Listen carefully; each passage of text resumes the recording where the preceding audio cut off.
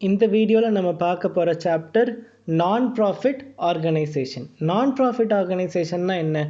Any organisation started without the motive of earning profit. So there is no motive for profit. என்ன அப்புறம் என்ன பண்ணுவாங்க?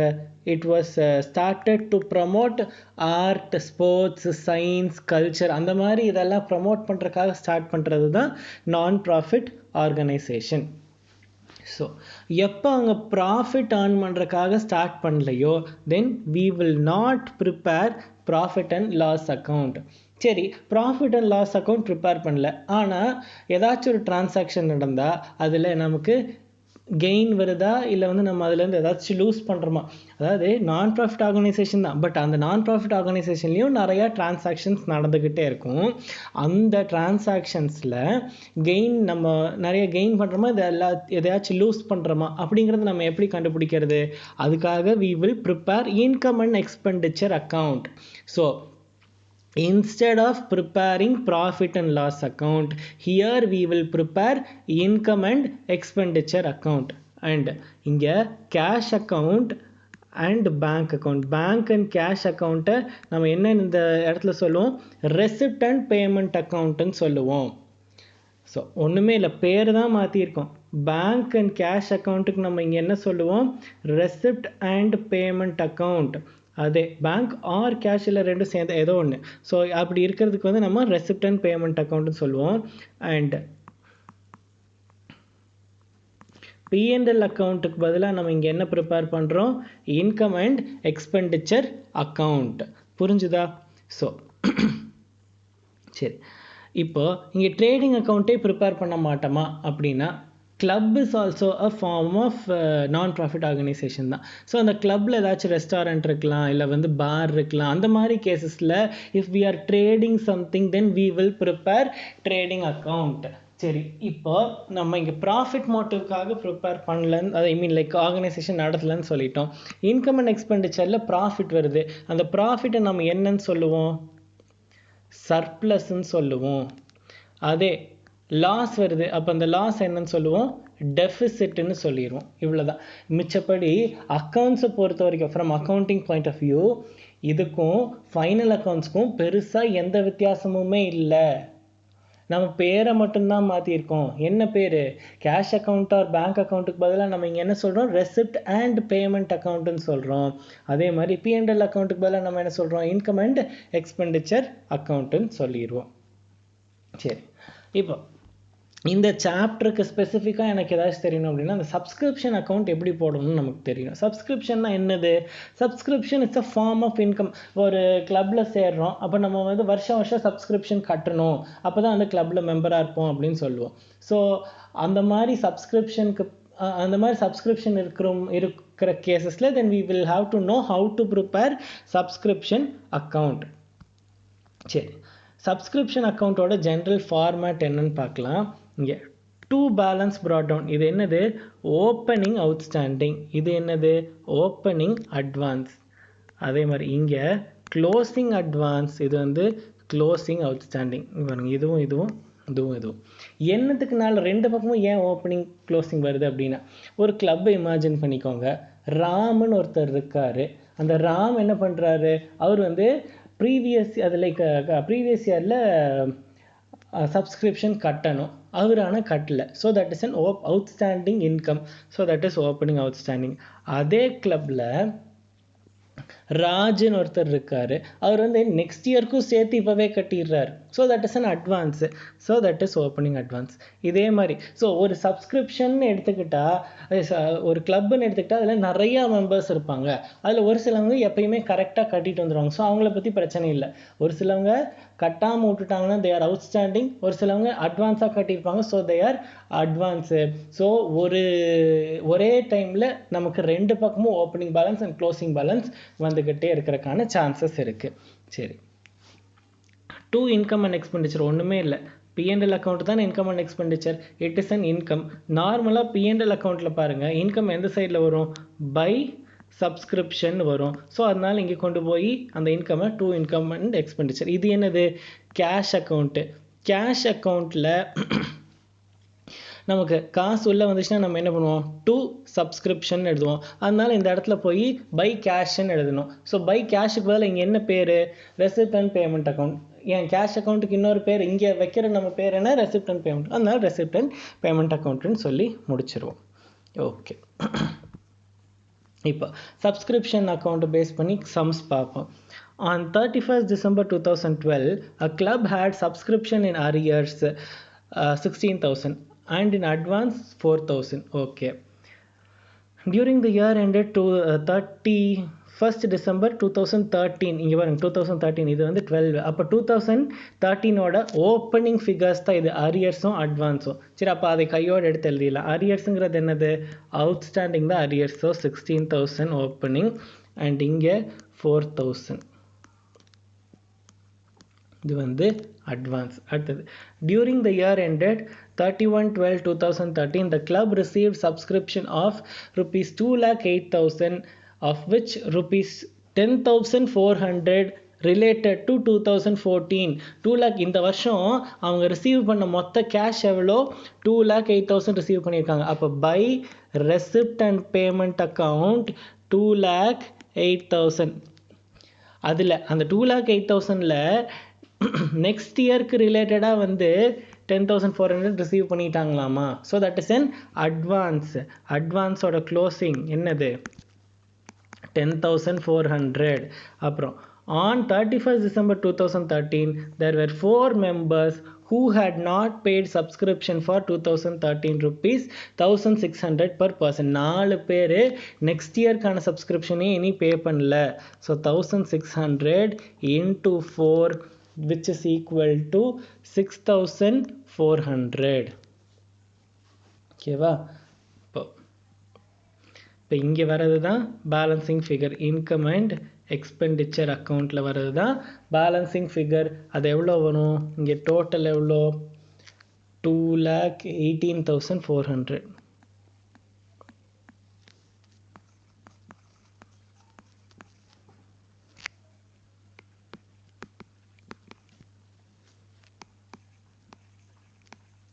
$1,92,000. Okay,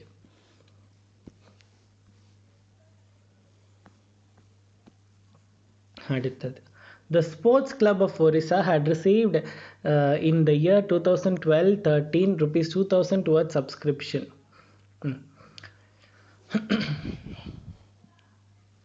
அப்படின்னா என்னது, 2012-13ல் 2,000 rupees அவங்க ரிசீவ் பண்ணியிருக்காங்க. அப்போது ரிசிப்ட் அண்ட் பேமெண்ட் அக்கௌண்ட்டில் rupees 2,000. Okay, subscription for 2011-12 unpaid, opening unpaid எவ்வளோ, 200ன்னு சொல்லியிருக்காங்க. அன்பெய்ட்னா என்னது, அவுட்ஸ்டாண்டிங்.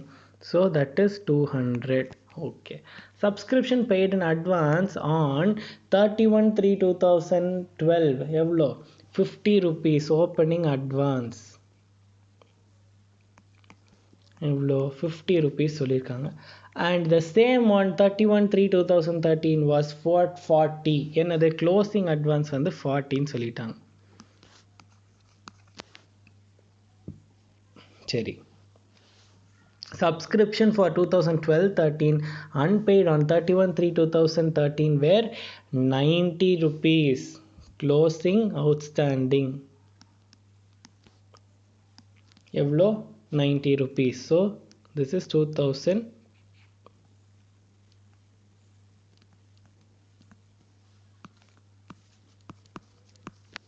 $2,140. இப்போ இங்கே என்னது, இன்கம் அண்ட் எக்ஸ்பெண்டிச்சரில் வர்றது தான் பேலன்சிங் ஃபிகர். எவ்வளோ வரும், 1,900.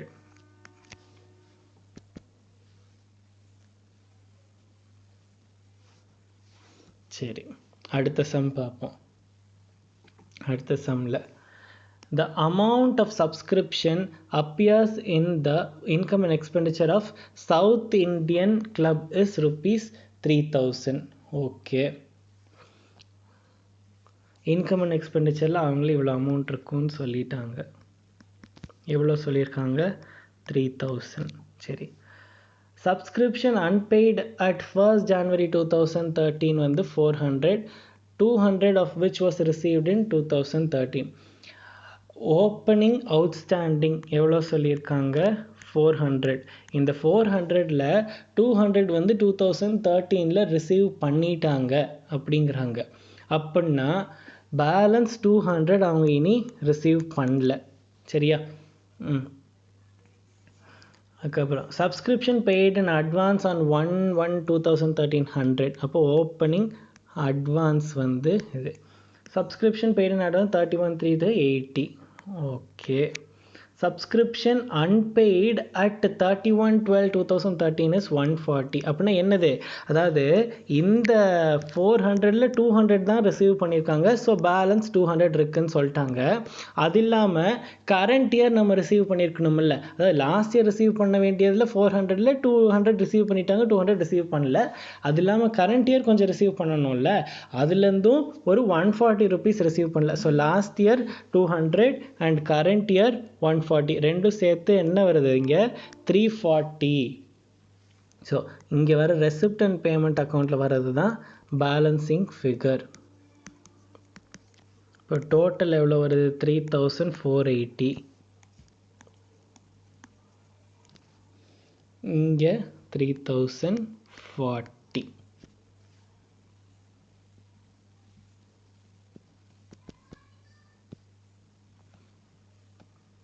Okay. From the following, அடுத்த sum, the following information, prepare subscription account for the year ending March 31, 2013. Subscription in arrears 31/3/2012 வந்து 1500 outstanding 1500. Okay. Subscription received in advance 1000. Okay. அப்புறம் amount of subscription received during the year எவ்வளோ 40,000. Receipt and payment அக்கௌண்ட்டில் 40,000. ஏன்னா ரிசீவ்டுன்னு கொடுத்துட்டாங்க. So 40,000. அதுக்கப்புறம் which includes 500 for the year 2011-12. அப்படின்னா இந்த 1500லேருந்து 500 receive பண்ணிட்டாங்க. இனி 1000 ருபீஸ் ரிசீவ் பண்ணல. ஸோ 1000 ப்ளஸ் அதுக்கப்புறம் அண்ட் 1500 ஃபார் த இயர் 2013-14. அப்போனா என்னது 1500 அட்வான்ஸாக இப்போவே ரிசீவ் பண்ணி இந்த 40,000ல் 500 ப்ரீவியஸ் இயரோடது 1500 நெக்ஸ்ட் இயர்க்கானது ரிசீவ் பண்ணிட்டாங்க. ஸோ ஒரு அட்வான்ஸாக 1500 ரிசீவ் பண்ணிட்டாங்க. இது வந்து ப்ரீவியஸ் இயர் அவுட்ஸ்டாண்டிங்கில் கொஞ்சம் அமௌண்ட் ரிசீவ் பண்ணியிருக்காங்க. அப்போ இங்கே ப்ரீவியஸ் இயர் அவுட்ஸ்டாண்டிங் 1500 இருந்திருக்கு, அதில் 500 ரிசீவ் பண்ணிட்டாங்க. அதனால இங்கே 1000 ரிசீவ் பண்ணலன்னு எனக்கு தெரிஞ்சு போச்சு. அதுக்கப்புறம் சப்ஸ்கிரிப்ஷன் அவுட்ஸ்டாண்டிங் இன்னொரு 1000. கரண்ட் இயர் ரிசீவ் பண்ண வேண்டியதில் 1000 ருபீஸ் ரிசீவ் பண்ணல, அதனால 1000. இங்கே 2000 வந்துடும். ஸோ இப்போ நமக்கு இன்கம் அண்ட் எக்ஸ்பெண்டிச்சரில் வர வேண்டியது தான் பேலன்சிங் ஃபிகர். எவ்வளோ 40,000. இப்போ 43,000 43,000.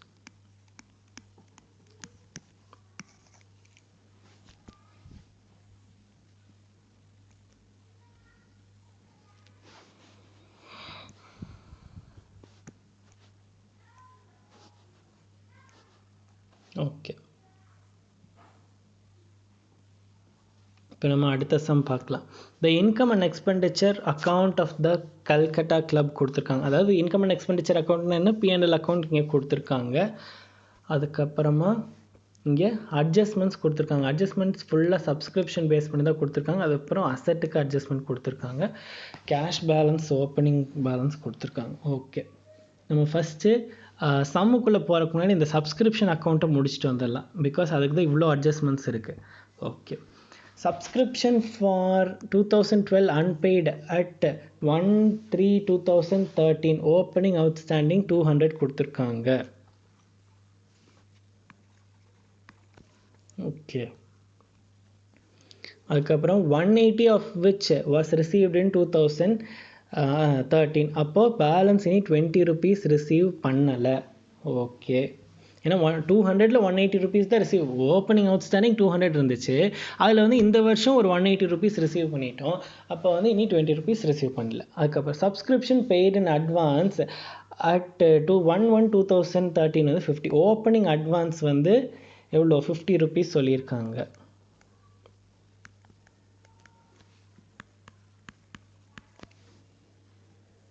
ஓகே, அடுத்தது subscription paid in advance at 31/12/2013 40. அப்படின்னா என்னது? இங்கே 40. ஓகேவா? அதுக்கப்புறமா சப்ஸ்கிரிப்ஷன் for 2012 unpaid at 31/12/2013 70. இங்கே 70.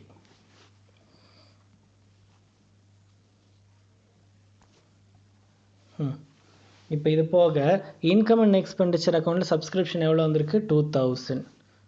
So went to income and expenditure account எவ்வளோ வந்திருக்கு? 2000. இப்போ டோட்டல் 2240.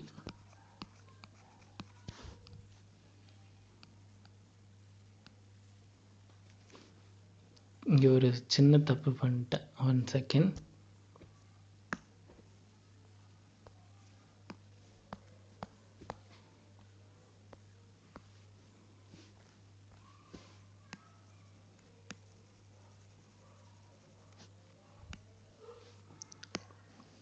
இந்த 70 ருபீஸுங்கிறது என்னது? சப்ஸ்கிரிப்ஷன் வந்து இந்த இயர் வந்து அவுட்ஸ்டாண்டிங்காக இருக்கிறது தான் 70. அது இல்லாமல் ப்ரீவியஸ் இயர் வேறு அவுட்ஸ்டாண்டிங் இருந்துச்சு இல்லை. ஸோ ரெண்டு சேர்த்து இங்கே 90 ருபீஸ் வரும். ஸோ இப்போ இங்கே ரெசிப்ட் அண்ட் பேமெண்ட் அக்கௌண்ட்டில் எவ்வளோ அமௌண்ட் வரும்? பேலன்சிங் ஃபிகர் 2100 ருபீஸ் வந்து பேலன்சிங் ஃபிகர் வரும். ஓகே, ஸோ இங்கே நம்ம என்ன பண்ணணும்? To subscription receipt and payment அக்கௌண்ட்டில் டு சப்ஸ்கிரிப்ஷன் எவ்வளோ? 2100. ஓகே, ஒரு செட் ஆஃப் அட்ஜஸ்ட்மெண்ட்ஸ் முடிச்சாச்சு, இது வரைக்கும் முடிச்சாச்சு. அடுத்தது ஃபிஃப்த் அட்ஜஸ்ட்மெண்ட் பார்ப்போம். சன்ட்ரி அசெட் வந்து பிகினிங் ஆஃப் தி இயர் வந்து எவ்வளோ இருந்துச்சாமா? 2600 இருந்திருக்கு. ஆஃப்டர் டிப்ரிசியேஷன் 2700 இருந்திருக்கு. ஸோ ஓப்பனிங் பேலன்ஸ், அசட்டோட ஓப்பனிங் பேலன்ஸ் டெபிட் சைடில். So to balance brought down 2600 by balance carried down 2700. Okay, அதுக்கப்புறமா இங்கே ஏதாச்சும் அசெட் பர்ச்சேஸ் சேல்க்கு எதாவது இருக்கான்னு பார்ப்போம். இங்கே வந்து டிப்ரிசியேஷன் 300ன்னு கொடுத்துருக்காங்க. ஸோ இங்கே எழுதிடலாம் பை டெப்ரிசியேஷன் 300. ஸோ டோட்டல் எவ்வளோ? 3000. ஸோ இப்போ இதுக்கு என்ன அர்த்தம்? To receipt and payment account அப்படின்னா என்னது? Purchase of machinery. இந்த பக்கம் வந்துச்சுன்னா அதுக்கு பேர் purchase of machinery or purchase of asset. Machinery விட asset. That is 400 balancing figure 3000. So இதை அப்படியே எடுத்து ரெசிப்ட் அண்ட் பேமெண்ட் அக்கௌண்ட்டில் நம்ம இந்த பேலன்சிங் ஃபிகர் எழுதிடலாம். என்னென்னு? பை சன்ட்ரி அசெட் எவ்வளோ? 400. ஓகே, இப்போது ஃபிஃப்த் அட்ஜஸ்ட்மெண்ட்டும் கன்சிடர் பண்ணியாச்சு. அப்புறம் last adjustment cash balance. Opening cash balance கொடுத்துருக்காங்க. ரெசிப்ட் அண்ட் பேமெண்ட் அக்கௌண்ட்டுங்கிறது என்னது? கேஷ் அக்கௌண்ட் தானே. ஸோ ஓப்பனிங் கேஷ் பேலன்ஸ் நம்ம தான் எடுத்து எழுதணும். 160 2100. சரி, இப்போ லைனாக இப்போ இந்த அக்கௌண்ட்டில் இருக்கிற என்ட்ரி எல்லாம் எடுத்து அங்கே போட்டோம்னா முடிஞ்சிச்சு. சேலரிஸ் எவ்வளோ பே பண்ணியிருக்காங்க? 1750. ஸோ அங்கே பேமெண்ட் சைடில் பை சேலரிஸ்.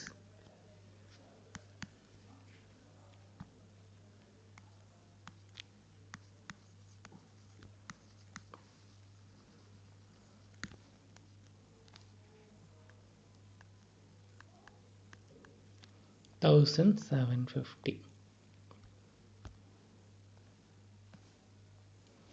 அடுத்தது ஜென்ரல் எக்ஸ்பென்சஸ் 500.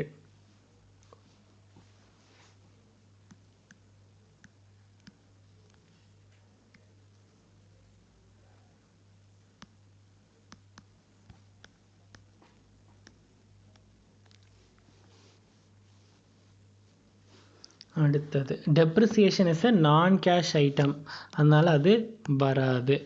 இது வந்து ப்ராஃபிட், இதுவும் வராது. ஸோ இது ரெண்டு ஐட்டம் வராது. சப்ஸ்கிரிப்ஷன் ஆல்ரெடி என்ட்ரி போட்டாச்சு. இனி டொனேஷன் மட்டும்தான், that is 1050 to donation. That is a receipt. Okay, இப்போ பேலன்சிங் ஃபிகர் கண்டுபிடிச்சா சம் முடிஞ்சுது.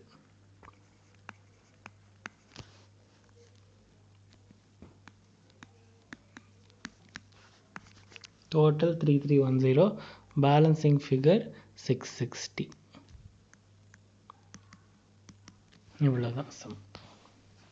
ஸோ இந்த சம்மில் நம்ம என்ன பண்ணோம், ரெசிப்ட் அண்ட் பேமெண்ட் அக்கௌண்ட் போட்டிருக்கோம். எதை பேஸ் பண்ணி போட்டோம், இன்கம் அண்ட் எக்ஸ்பெண்டிச்சர் அக்கௌண்ட் கொஸ்டினில் கொடுத்துட்டாங்க and they have asked us to prepare receipt and payment account. அதனால we have prepared receipt and payment account.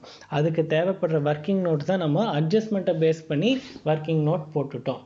So இது வந்து நார்மல் ஃபைனல் அக்கௌண்ட்ஸ் தான். இந்த இடத்துல கேஷ் அக்கௌண்ட் ப்ரிப்பேர் பண்ண சொல்லியிருக்காங்க. இதே வந்து income and expenditure account, that is P&L account prepare பண்ணணும்னு சொல்லுவாங்க. இன்கம் அண்ட் எக்ஸ்பெண்டிச்சர் அக்கௌண்ட் தான் P&L அக்கௌண்ட். சரி, இங்கே பாருங்கள், இந்த சம்மில் prepare income and expenditure account for the year ended 31/12/2013 and the balance sheet as on 31/12/2013 of the books. Balance ஷீட்டும் கேட்டிருக்காங்க, income and expenditure அக்கௌண்ட்டும் கேட்டிருக்காங்க. ஓகே, சரி, ஃபஸ்ட்டு நம்ம அட்ஜஸ்ட்மெண்ட்லாம் பார்த்துடலாம். அட்ஜஸ்ட்மெண்ட்டில் ஃபஸ்ட்டு சப்ஸ்கிரிப்ஷன் தான் கொடுத்துருக்காங்க. ஸோ நம்ம சப்ஸ்கிரிப்ஷனுக்கு வந்து ஒரு ஒர்க்கிங் நோட் போட்டுட்டு வந்துடலாம்.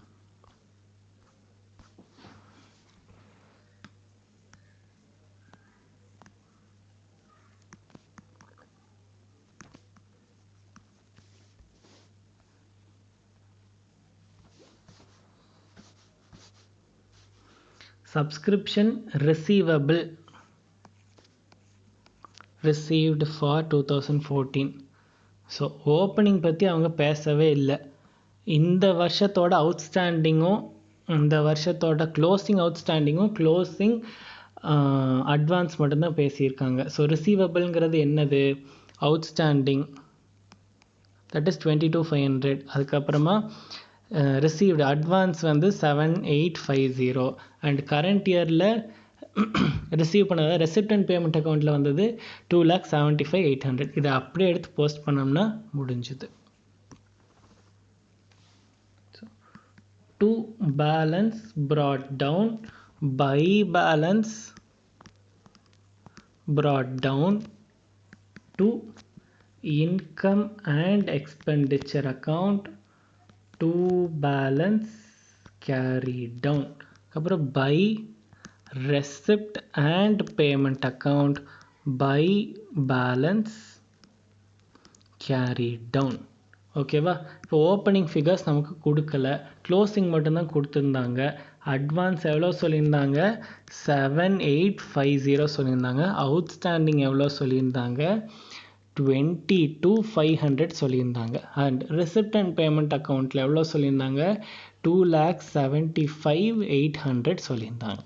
ஸோ நம்ம இப்போ என்ன பண்ணுறோம், டோட்டல் போட்டுட்டு இன்கம் அண்ட் எக்ஸ்பெண்டிச்சர் அக்கௌண்ட்டில் எவ்வளோ வருங்கிற பேலன்சிங் ஃபிகர் எடுத்து கண்டுபிடிச்சிடலாம். தட் இஸ் 2,90,450 வரும் டோட்டல். ஏன்னா டோட்டல் வந்து 2,98,300. சரி, இப்போ கையோட நம்ம இந்த அமௌண்ட்டை கொண்டு போய் இன்கம் அண்ட் எக்ஸ்பெண்டிச்சர் அக்கௌண்ட்டில் போஸ்ட் பண்ணிடலாம்.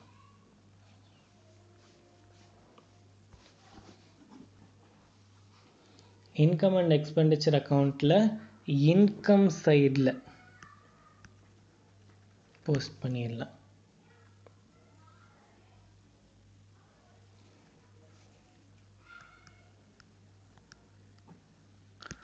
By subscription 2,90,450.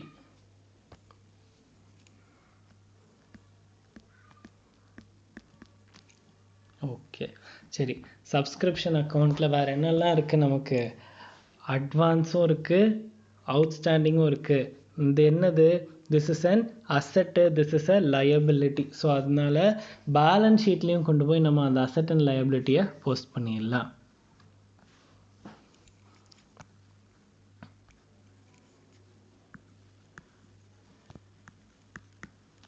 subscription outstanding 22,500, subscription advance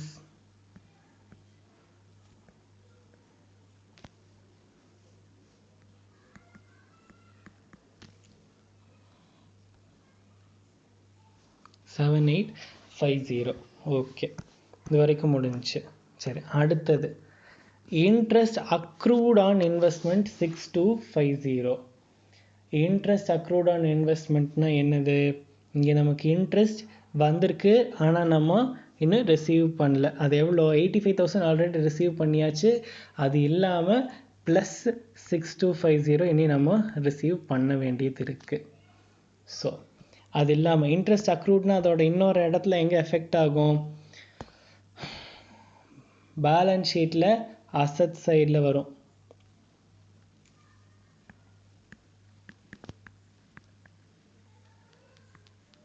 interest accrued 6250. Okay, அடுத்தது சேலரி அவுட்ஸ்டாண்டிங். சேலரி அவுட்ஸ்டாண்டிங்னா என்னது? சேலரி நம்ம இனி பே பண்ணல, that is a liability. So salary கூட இதையும் we have to add. எவ்வளோ சேலரி அவுட்ஸ்டாண்டிங்? 12,500. ஸோ அவுட்ஸ்டாண்டிங் சேலரினா that is a liability. So நம்ம பேலன்ஸ் ஷீட்டில் போய்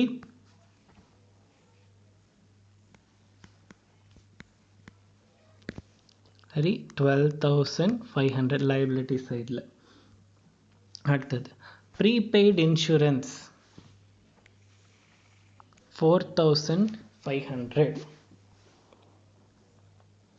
இன்சூரன்ஸ் எங்கேயாச்சும் இருக்கா நமக்கு? எஸ். ப்ரீபெய்ட் இன்சூரன்ஸ்னால் என்னது? கரண்ட் இயர் போக நம்ம எக்ஸ்ட்ராவாக பே பண்ணியிருக்கோம். So that is prepaid insurance. So this is an அசட்டு. இங்கே கரண்ட் இயரில் டோட்டலாக 10,400 பே பண்ணியிருக்கோம். அதுலேருந்து 4,500 பர்டைனிங் டு நெக்ஸ்ட் இயர், அதனால் அதை மைனஸ் பண்ணி காமிக்கணும் எங்கள் இன்கம் அண்ட் எக்ஸ்பெண்டிச்சரில். அண்ட் இப்போ வந்து அசட்டு, அதனால் we will show it in balance sheet.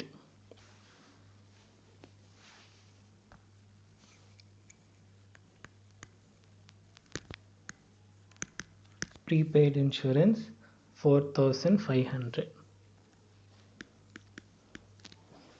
Okay, இதுக்கப்புறம் டிப்ரிசியேஷன். புக்கில் எவ்வளோ டிப்ரிசியேஷன் இருக்குது? 15% டிப்ரிசியேஷன் ஆன் புக்கு. இப்போ புக்கு வந்து 2 டைப்பாக இருக்குது. என்னது? ஆல்ரெடி இருந்த புக்கு கொஞ்சம், புதுசாக ஆட் ஆன புக்கு கொஞ்சம். ஸோ இதில் 15%, 2,30,000 15% போட்டால் நமக்கு எவ்வளோ வரும்? 34,500 வரும். பட் அதே 52,500 15% போட்டு நம்ம இன்ட்டு 1/2 போடணும். எப்படி? 52,200 இன்ட்டு 15% இன்ட்டு 1/2. ஏன் 1/2? இது வந்து ஆடட் டியூரிங் த இயர். இந்த வருஷத்தில் நம்ம ஆட் பண்ணுறோம் அந்த புக்ஸை, அதனால் எப்போ வாங்கியிருப்போம்னு தெரியாது. அதனால் ஃபுல் இயருக்கு டெப்ரிசியேஷன் ப்ரொவைட் பண்ண மாட்டோம். நம்ம half of the இயருக்கு தான் டெப்ரிசியேஷன் ப்ரொவைட் பண்ணுவோம். That is 3,915, which is 38,415. So இப்போ ஃபைனலாக பேலன்ஸ் ஷீட்டில் என்ன வேல்யூ இருக்கும் நமக்கு? இந்த value 2,30,000 plus 52,200 minus 38 minus depreciation. Depreciation எவ்வளோ? 38,415. அதனால் அந்த பேலன்சிங் ஃபிகர் தான் நமக்கு அங்கே இருக்கும். That is 243,785. சரி, இப்போ ஃபஸ்ட்டு புக்ஸுக்கு டிப்ரிசியேஷன் எடுத்து எங்கே எழுதணும்? நம்ம P&L அக்கௌண்ட்டில் எக்ஸ்பெண்டிச்சர் சைடில் புக்ஸுக்கான டெப்ரிசியேஷன் எழுதிடலாம்.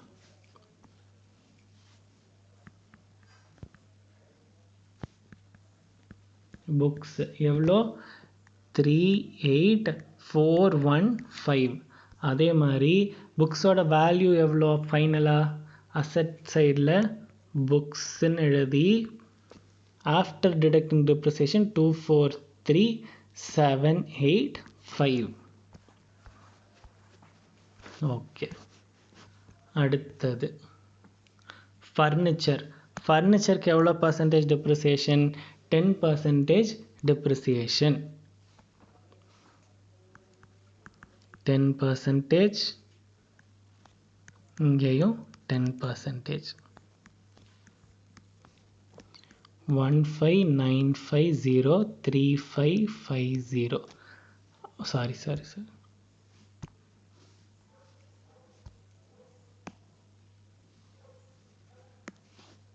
இங்கே வந்து எவ்வளோ ஃபுல் டெப்ரிசியேஷன் போட மாட்டோம். ஏன்? It was added during the year, அதனால் 1775. எப்படி போடுவோம்?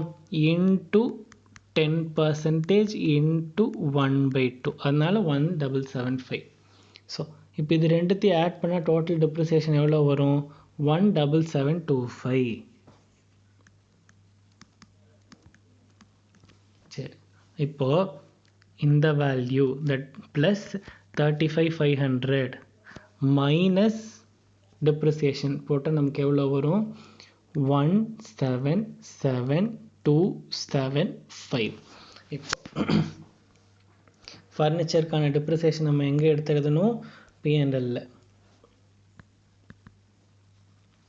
ஃபர்னிச்சர் 17725. அதுக்கப்புறமா அசட் சைடில் கொண்டு போய் ஃபர்னிச்சர் 275. அவ்வளோதான். அடுத்தது பில்டிங்க்கு 1% depreciation.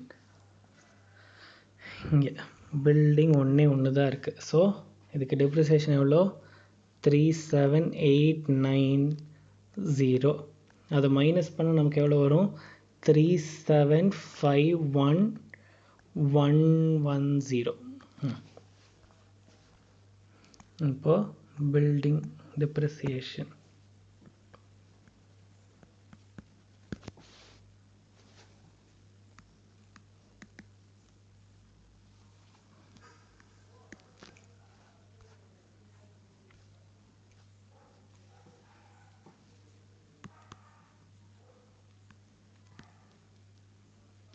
building 3751110.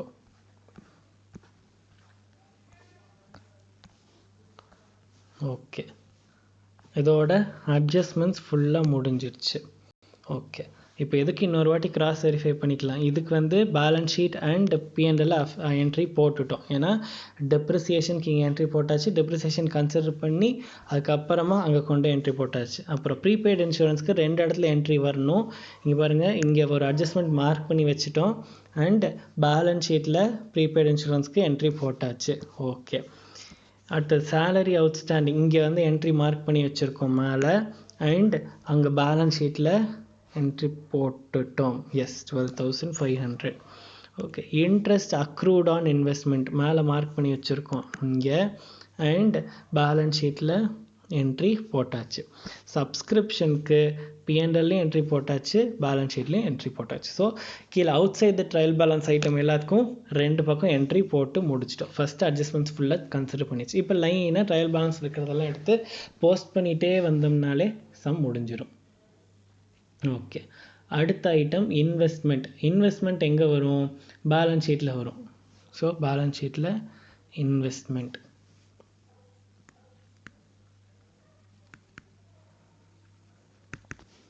21,25,000.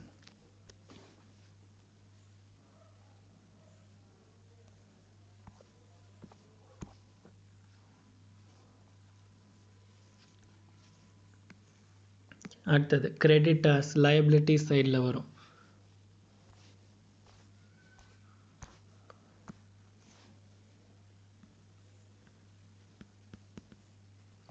$1,77,900.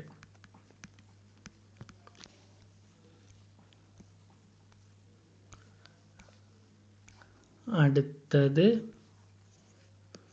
debtors 59,700 asset.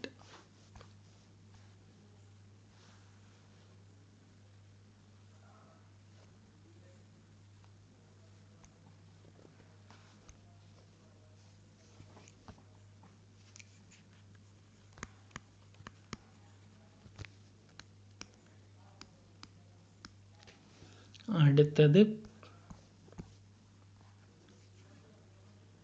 Investment reserve fund. ஃபண்டுனாலே அது எந்த பக்கம் வரும்? liability side, that is 1,85,000.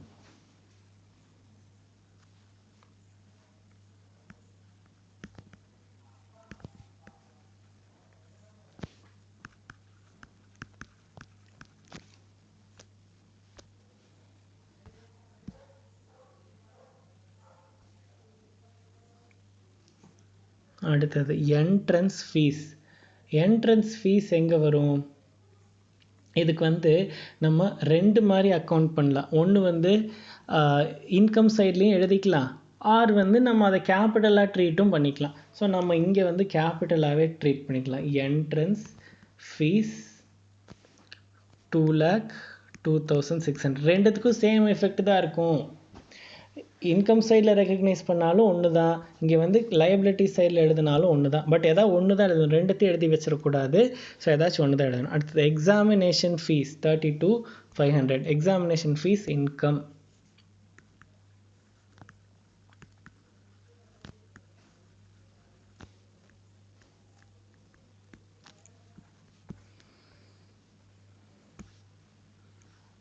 அதுக்கப்புறம் certificate fees 7,800.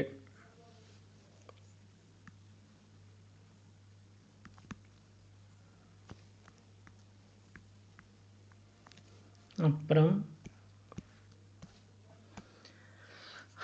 Higher charges 95,500.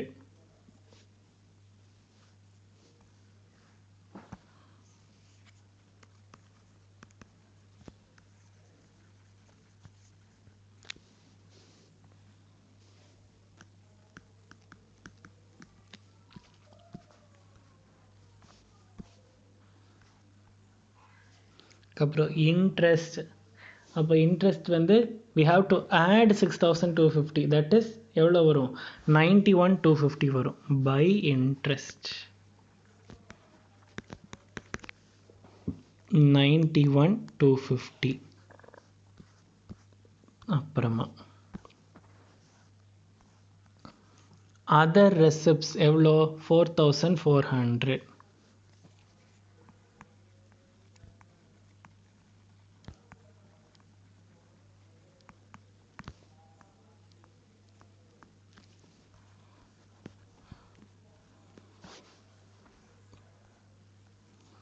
Okay. அப்புறம் சேலரி. சேலரி எவ்வளோ வரும்? ஆல்ரெடி 1,55,900 இருக்குது, ப்ளஸ் 12,500. ஸோ 1,68,400.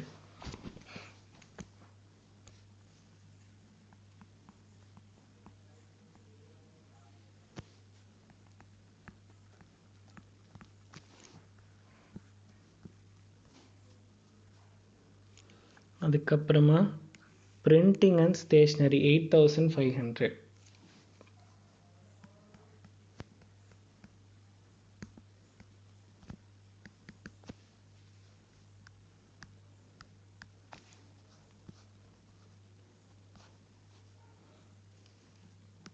அப்புறம் போஸ்டேஜ் அண்ட் டெலிஃபோன் 2,500.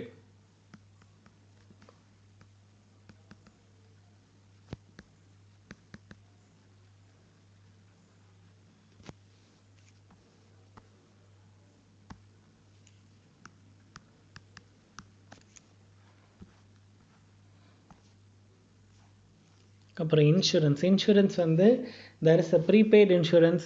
ஸோ நமக்கு இங்கே எவ்வளோ வரும்? இதுலேருந்து 4,500 மைனஸ் பண்ணிவிட்டு 5,900 தான் எழுதணும்.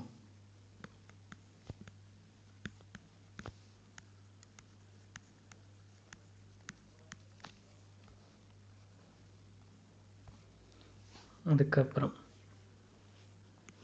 எக்ஸாமினேஷன் எக்ஸ்பென்சஸ் எவ்வளோ 24,000.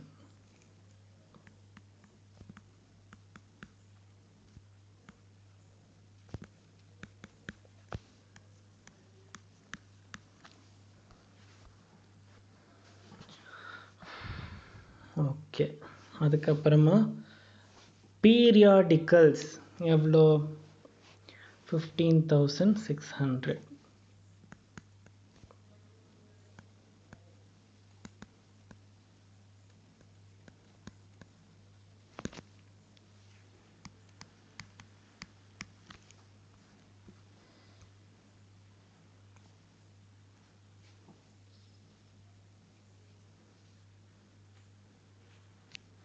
அப்புறமா ப்ரைஸ் ஃபண்ட். ப்ரைஸ் ஃபண்டுங்கிறது ஃபண்டுனால நான் என்ன சொன்னேன், லயபிலிட்டி சைடு.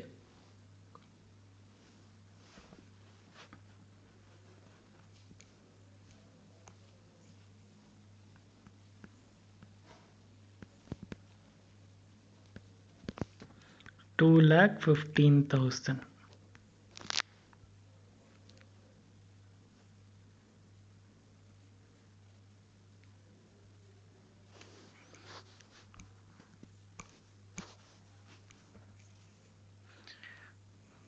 Prices investment. இன்வெஸ்ட்மெண்ட்டுங்கிறது எந்த பக்கம் வரும், அசட் சைடு. ஸோ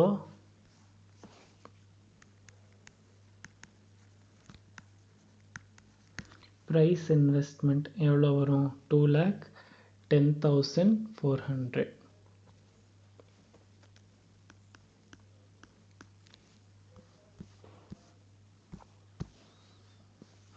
அடுத்தது ப்ரைஸ் இன்வெஸ்ட்மெண்ட் இன்கம். இன்கம் வந்து நம்ம எந்த சைடு எழுதணும், லயபிலிட்டி சைடு. ப்ரைஸ் ஃபண்டில் நம்ம இன்வெஸ்ட்மெண்ட்லேருந்து வந்த இன்கம். இன்கம் எவ்வளோ 10,200.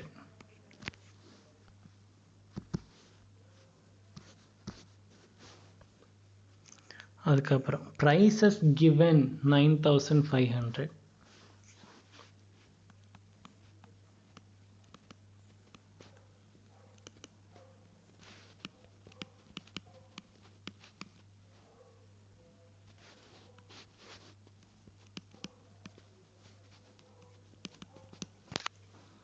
ஓகே, அடுத்தது ப்ரைஸ் பேங்க் பேலன்ஸ் 2,450.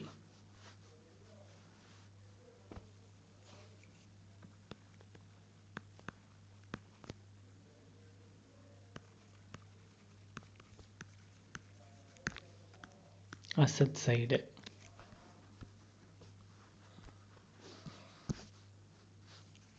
அப்புறம் டொனேஷன், அவங்களே கேபிட்டல்னு சொல்லிட்டாங்க. ஸோ liability சைடில் டொனேஷன் எவ்வளோ 1,99,000.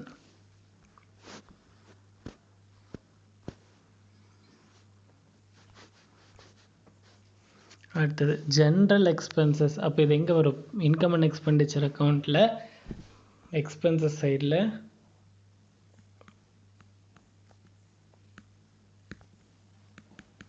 to general expenses amount 5,250. அடுத்தது திரும்ப கேபிட்டல் ஃபண்டுன்னு சொல்லிட்டாங்க. ஸோ அதையும் கொண்டு போய் பேலன்ஸ் ஷீட்லேயே கேபிட்டல் எவ்வளோ 54,71,720.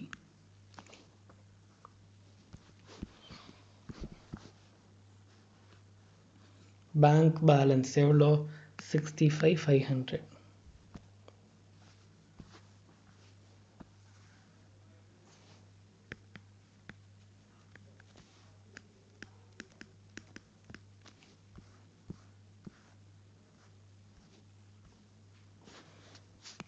கேஷ் 1,520.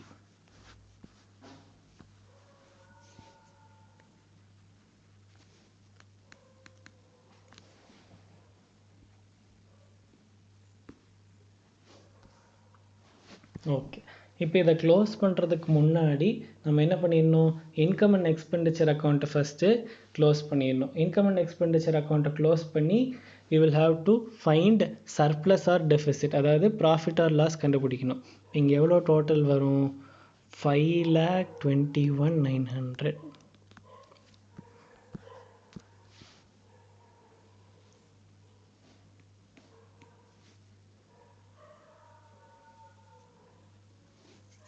ஸோ இங்கே to surplus balancing figure, so 197720. the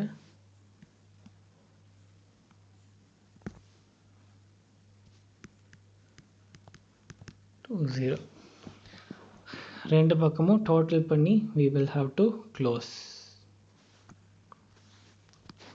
total பண்ணா 666,990.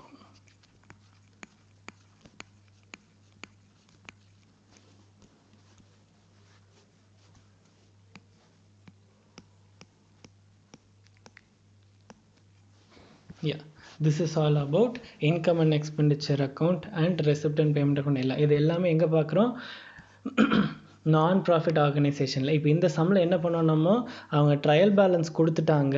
ட்ரையல் பேலன்ஸை பேஸ் பண்ணி we found out receipt and income and expenditure account and balance sheet. என்னது, நார்மலாக நம்ம PNL account balance sheet prepare பண்ணுறதே தான். இங்கே வந்து அதுக்கு பதிலாக ஃபண்டுன்னு 2-3 பேர் வந்துச்சு. அதெல்லாம் ஃபண்டுனாலே நம்ம எங்கே கொண்டு போய் போட்டுருவோம், பேலன்ஸ் ஷீட்டில் தான் ஃபண்ட் எழுதுவோம். அதை மட்டும் ஞாபகம் வச்சுக்கிட்டா போதும். அண்ட் பிஎன்எல் அக்கௌண்ட்டுக்கு பதிலாக ஒரு பேரை மாற்றிட்டோம். என்னென்னு பேர் மாற்றினோம், இன்கம் அண்ட் எக்ஸ்பெண்டிச்சர்னு. அதில் வர ப்ராஃபிட்டுக்கு என்னென்னு பேர் மாற்றிட்டோம், சர்ப்ளஸ்ன்னு பேர் மாற்றிட்டோம். So this is all about non profit organisation.